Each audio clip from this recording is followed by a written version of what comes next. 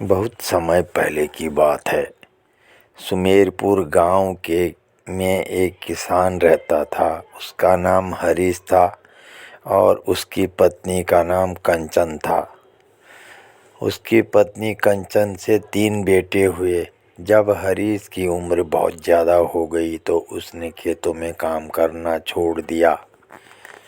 जब किसान हरीश ने अपनी पत्नी को बताया कि अब उससे काम नहीं होता तो पत्नी ने जवाब दिया कि उसे काम का बोझ 3 बेटों को बांट देना चाहिए।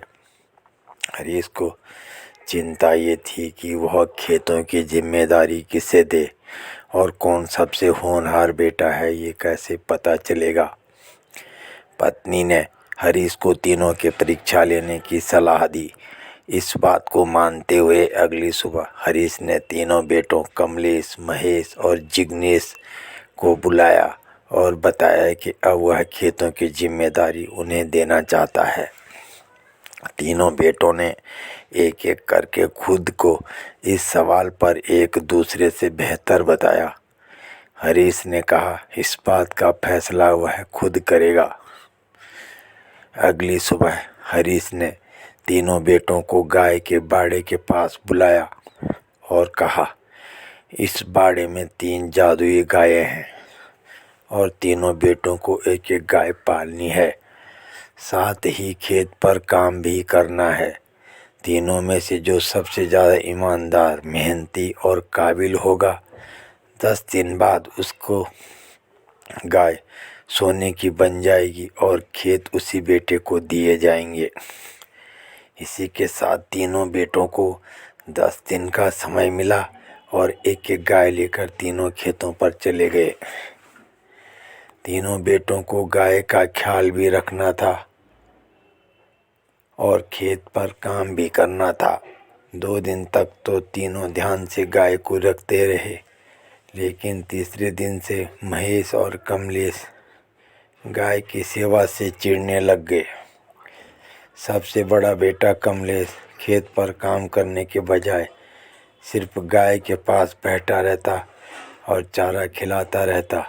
दूसरे बेटे का भी यही हाल था, लेकिन तीसरा बेटा जिग्नेश ईमानदारी से काम करते हुए गाय की सेवा भी करता और साथ में खेती करते हुए बुआई करने भी जाता। इस तरह 10 दिन बीत गए।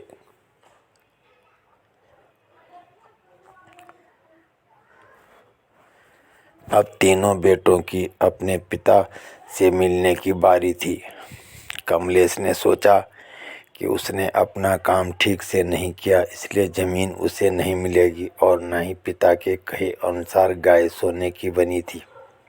ऐसे में उसने गाय को सुनहरे रंग से रंग दिया ताकि ऐसा लगे कि उसकी गाय सोने की हो गई है। महेश ने भी डर के मारे यही तरीका अपनाते हुए सुनहरा रंग गाय पर चढ़ा दिया। कमलेश और महेश की गाय देखकर पिता हैरान रह गया और इसी समय जिग्नेश मौके पर पहुंचा, लेकिन उसकी गाय तो पहले की तरह ही सफ़ेद थी।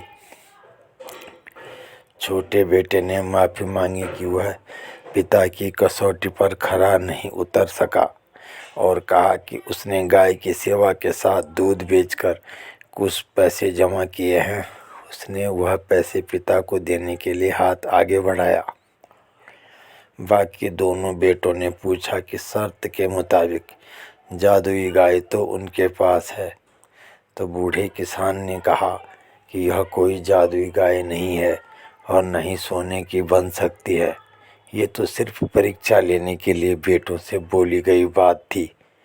रंग चढ़ाकर उन्होंने गाय को परेशान किया, इसलिए दोनों बेटों को सजा दी गई कि अब वह गाय का बाड़ा संभालेंगे। कहानी की सीख, इस कहानी से हमें यह शिक्षा मिलती है कि जो व्यक्ति फल की इच्छा किए बिना ईमानदारी से अपना काम करता है, सफलता उसे ही मिलती है। तो मित्रों, यह कहानी आपको कैसी लगी?